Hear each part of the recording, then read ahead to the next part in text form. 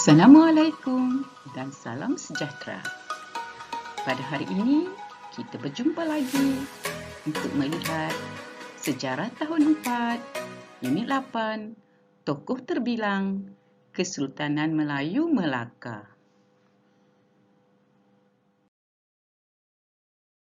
Murid, objektif pembelajaran kita pada hari ini meliputi standard pembelajaran 5.1.1 menyatakan struktur masyarakat pada zaman Kesultanan Melayu, 5.1.2 menjelaskan maksud tokoh terbilang dalam Kesultanan Melayu Melaka, dan yang ketiga, 5.1.3 mengkategorikan peranan Sultan, Bendahara dan Laksmana dalam Kesultanan Melayu Melaka.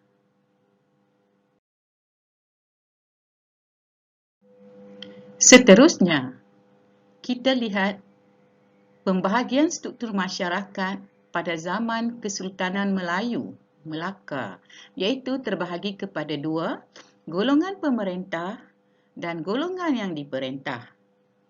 Setiap golongan ini mempunyai peranannya masing-masing. Kamu lihat carta piramid di bawah ya. Yang tertinggi Sultan, golongan pemerintah. Kedua tertinggi pembesar, juga golongan pemerintah. Rakyat dan hamba adalah golongan yang diperintah. Di sudut kiri kanan, kamu boleh lihat pakaian Kesultanan Melayu Melaka ya. Berikut ini perincian kepada dua golongan pemerintah dan golongan yang diperintah pada zaman Kesultanan Melayu Melaka. Okey, pertama kita tengok Sultan. Sultan merupakan pemerintah tertinggi dalam pentadbiran kerajaan pada ketika itu. Sultan merupakan simbol perpaduan rakyat. Golongan pemerintah yang kedua ialah pembesar. Pembesar dilantik oleh Sultan.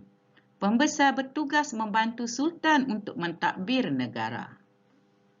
Kita lihat pula rakyat. Golongan yang diperintah. Rakyat merupakan penduduk negeri Melaka, merupakan pengikut setia Sultan dan pembesar. Manakala golongan diperintah yang kedua iaitu hamba. Hamba merupakan orang suluhan Sultan atau pembesar. Bilangan hamba menjadi simbol ketinggian status Sultan dan kekayaan Sultan. Semakin ramai hamba, semakin tinggi status Sultan tersebut.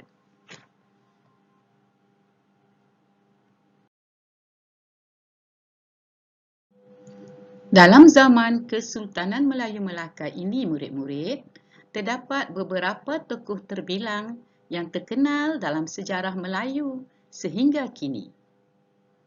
Murid-murid, tokoh terbilang berperanan penting dalam kegemilangan Kesultanan Melayu Melaka. Antara tokoh yang sangat terkenal pada era itu ialah Paramiswara, Tun Perak dan Laksmana Hang Tuah. Kita kenali tokoh terbilang itu melalui individu yang dihormati, merupakan individu yang disanjung dalam masyarakat. Ciri-ciri tokoh terbilang ialah seorang yang gigih berusaha, sanggup mempertahankan negara, dan sanggup berkorban.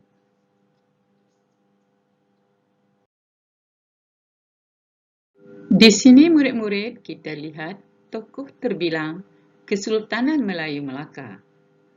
Tokoh dan sumbangan ya. Pertama, Paramiswara.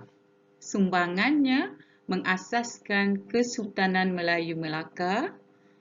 Kedua, memajukan Melaka sebagai pusat perdagangan. Kamu boleh lihat gambar di sebelah ya, Melaka sebagai pelabuhan, pusat perdagangan.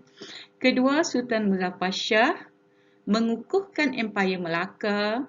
Sultan Mansur Shah juga menyumbang melaksanakan sistem perundangan yang tersusun. Tokoh terbilang yang ketiga ialah Sultan Mansur Shah. Sultan Mansur Shah meluaskan Empayar Melaka, menjadikan Melaka sebagai pusat penyebaran agama Islam dan pusat pendidikan. Kamu boleh rujuk gambar ya. Tokoh terbilang yang keempat ialah Sultan Alauddin Riyad Shah. Baginda begitu mengambil berat tentang keamanan dan keselamatan dalam negeri, menjaga kebajikan rakyat. Kita lihat pula tokoh yang kelima, Bendahara Tun Perak.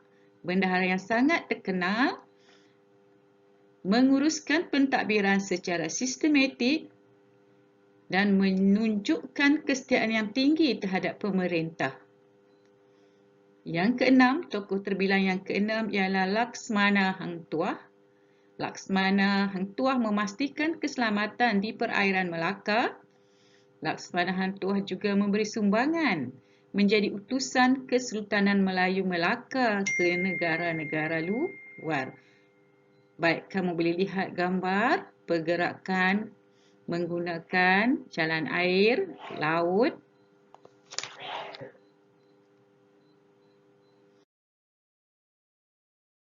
Murid-murid, di sini kita lihat perincian peranan tokoh terbilang Kesultanan Melayu Melaka.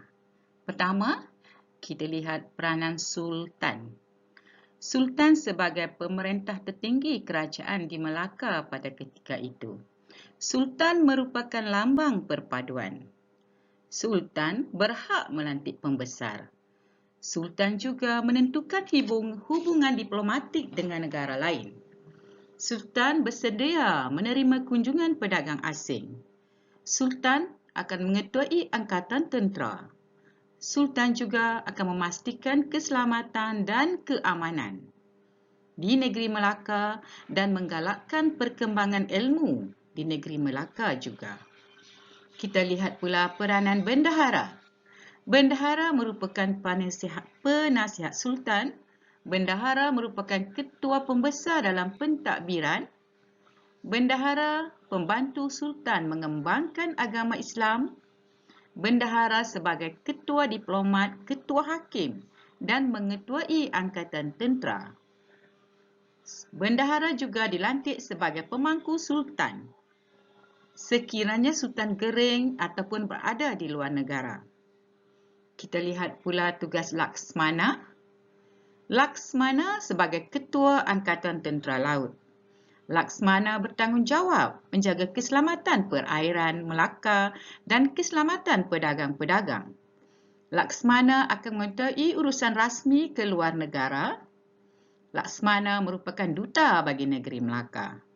Laksmana juga menjadi pengawal peribadi kepada Sultan.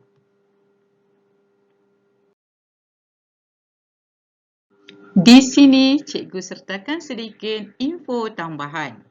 Terdapat gambar aktiviti pertanian di perkampungan Kesultanan Melayu Melaka. Terdapat peta untuk memudahkan kamu memahami kedudukan Melaka dan juga barang dagangan pada satu ketika dahulu.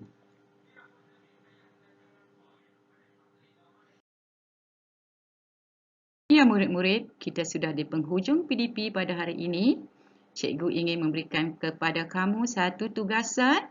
Tugasan A, nyatakan struktur masyarakat zaman Kesultanan Melayu Melaka. Dan tugasan B, nyatakan tanggungjawab golongan pemerintah dan golongan yang diperintah. Cikgu harap kamu dapat jawab dengan jayanya. Sekian sesi PDP kita pada kali ini. Kita berjumpa dalam sesi yang seterusnya. Assalamualaikum.